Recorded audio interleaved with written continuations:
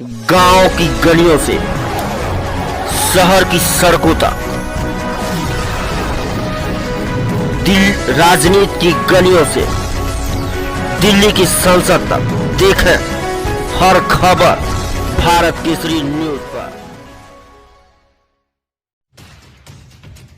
बहुत बहुत स्वागत है विराट कुशवाहा जी आपका हमारे चैनल भारत केसरी न्यूज में। और कैसे हैं आप विराट जी? जी धन्यवाद, नमस्कार, अच्छे हैं। अच्छा विराट जी, आप 6 दिवसीय दौरे पर गए थे और आपके साथ कई बड़े नेता भी थे, जिसमें पूर्व केंद्रीय मंत्री नागमणि जी भी थे। आप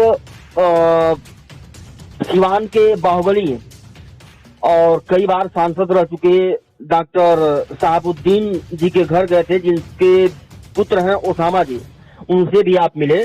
तो वहां पर क्या चर्चाएं हुई आपके संगठन के बारे में, या फिर जो है राजनीतिक मामले में, थोड़ा दर्शकों को बताएंगे? वहाँ पे हम गए, ओसामा, बड़े भाई ओसामा जी से भी मिले हम लोग, और पूर्व केंद्रीय मंत्री नागमणि कुशवाहा जी भी मिले। वहाँ पे नागमणि जी ने आने वाले भविष्य में युवाओं को एक बेहतर भविष्य और बिहार को एक बेहतर विकल्प देने के लिए अभी पूरे बिहार में दौरा करेंगे अगस्त से। लेकिन ओसामा जी से नागमणि कुशवाहा जी का जो बात हुआ, उस बात को अभी गुप्त रखा गया है। और हम भी मिले वहाँ पे, थोड़ी बहुत ऐसी बातें हुई जो उनको क्षेत्र में जल्द ही ओसामा जी शाहाबाद में भी आने वाले हैं और पूरे बिहार का दौरा वो भी करेंगे। बाकी बातें समय के साथ आप सभी को पता चल जाएगा। जी, आप बहुत जल्द जो है बिहार के मंत्री और भाजपा के कद्दावर नेता माने जाने वाले सम्राट चौधरी जी से भी मिले। तो वहां पे किस उद्देश्य से आप मिले? क्या उद्देश्य रहा आपका उनसे मिलने का? थोड़ा दर्शकों पर बताइए और उस पर प्रकाश डालिए। देखिए, बड़े भैया आदरणीय सम्राट चौधरी जी से हम लोग मिले और दल के विस्तार हेतु और भैया से आशीर्वाद भी लिया गया और अपने बातों को रखा गया कि हम लोग बिहार के, हमारा लक्ष्य है कि बिहार में 2023-24 तक बिहार के हर एक गांव में निःशुल्क कोचिंग सेंटर डाला जाए। इस संदर्भ में भैया से अपने बातों को रखे।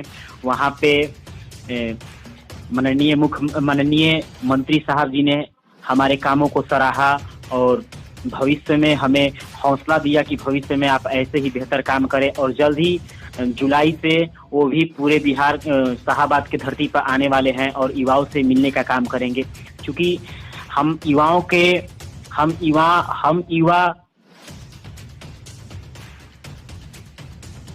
अपना आदर्श और अपना आइडियल उन नेताओं को मानने का काम करते हैं जो समाज के हित में सोचता हो और समाज के हित के लिए काम करता हो। अच्छा विराट जी, इस समय तो आपके संगठन में युवा ज्यादा से ज्यादा जुड़ रहे हैं, तो इससे युवाओं को क्या संदेश देना चाहेंगे? थोड़ा बताएं जरूर। देखिए, भारतीय राष्ट्रीय समिति बीआरएस का हमारा मूल लक्ष्य ये है कि पूरे बिहार में 2023-24 तक निःशुल्क कोचिंग सेंटर डाला जाए।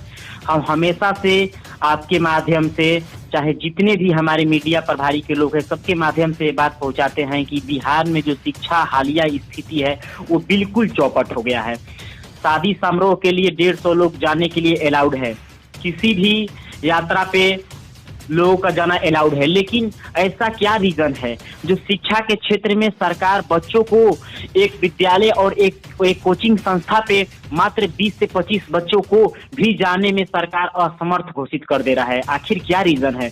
कहीं ना कहीं सरकार नहीं चाहता है कि बिहार के युवा पढ़े, बिहार के युवा आगे बढ़े।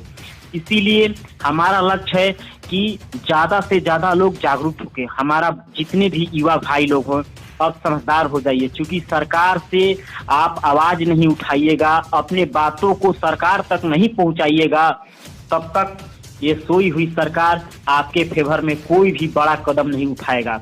आज शिक्षा, रोजगार और स्वास्थ्य के क्षेत्र में भारी गिरावट देखने को मिला। आखिर क्या रीजन है कि बिहार से जो सटे राज्य है, जैसे कि झारखंड हो गया, उत्तर प्रदेश हो गया, उसके बाद बांग्लादेश हो गया, बंगाल हो गया, ये सब जगहों पे पेट्रोल और डीजल 4 रुपया, 7 रुपया और 11 रुपया सस्ता है, और भारत में आखिर क्यों, बिहार में आखिर क्यों इतना पेट्रोल और डीजल महंगा है?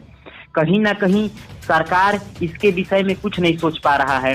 नीतीश जी बिल्कुल शिक्षा और स्वास्थ्य और रोजगार के क्षेत्र में बिल्कुल फीसदी साबित होते जा रहे हैं। अभी बाढ़ का समय देखिएगा, आपके सामने पर हर एक साल बाढ़ आता है, और हर एक साल बाढ़ के नाम पे लाखों करोड़ों का गबन कर जाता है ये सरकार। शिक्षा, स्वास्थ्य पूरी तरह से चौपट करके रख दिए हैं नीतीश सरकार।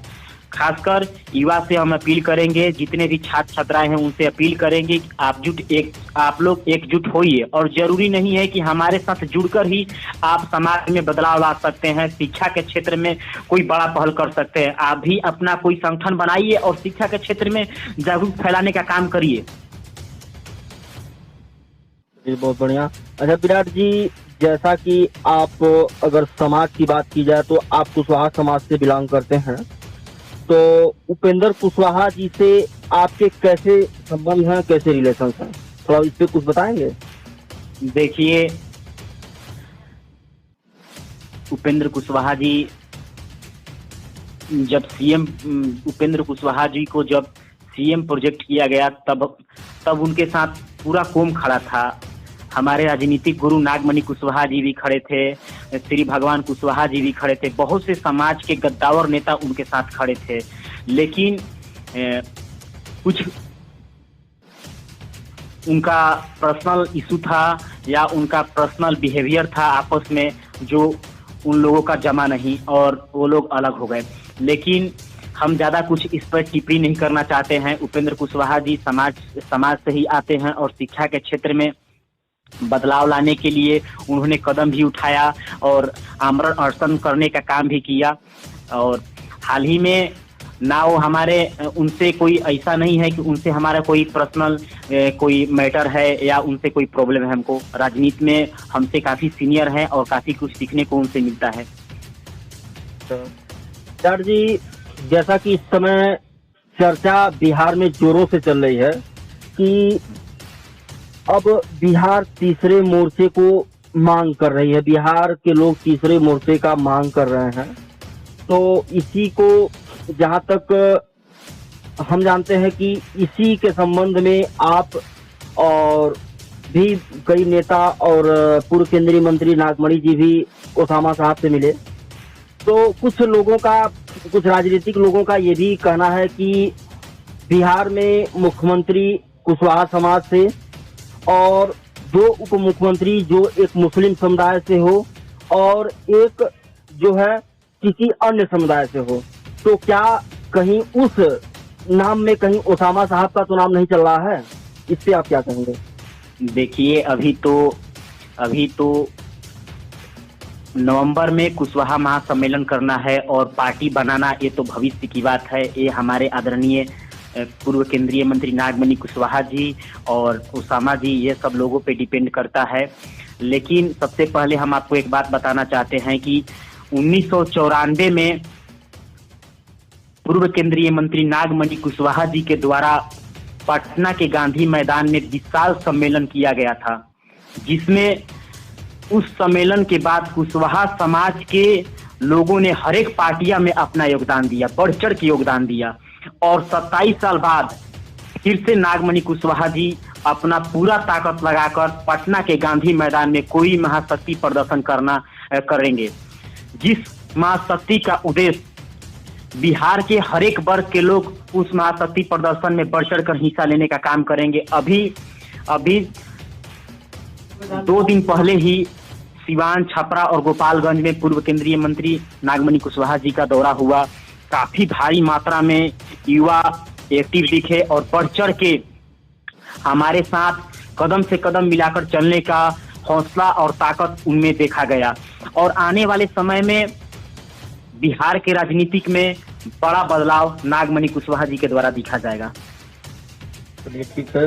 अच्छा, हमने सूत्रों से पता चला है कि आपके इस कार्य से आपके विरोध में कुछ लोग खड़े हो रहे हैं, कुछ लोग शायद आप पर तंज भी कसना शुरू कर दिए हैं। इससे आप क्या कहेंगे विपक्षियों के लिए? देखिए, समाज में जब आप किसी कार्य के लिए निकलते हैं, समाज में आप बदलाव के लिए निकलते हैं, तो ऐसी छोटी मोटी घटनाएं होती रहती है। हम ज़्यादा इसके बारे में कुछ टीपा टिप्पणी नहीं करना चाहते हैं।